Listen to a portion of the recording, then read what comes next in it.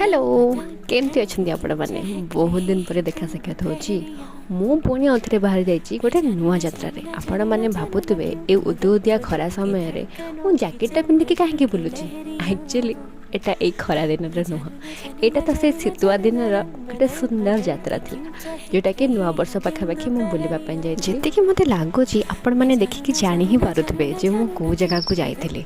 हाँ मु राम मंदिर जाइली फतेहगढ़ और जगटा बहुत सुंदर आउ पीसफुल भी थिला।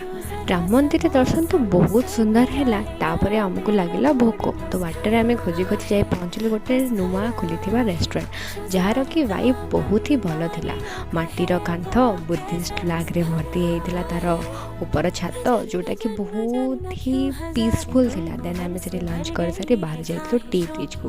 तो टी ब्रिज रे महानदी सुंदर दृश्य देखिए भाईर मोर पूरा खुशी पागल हो जाइलु।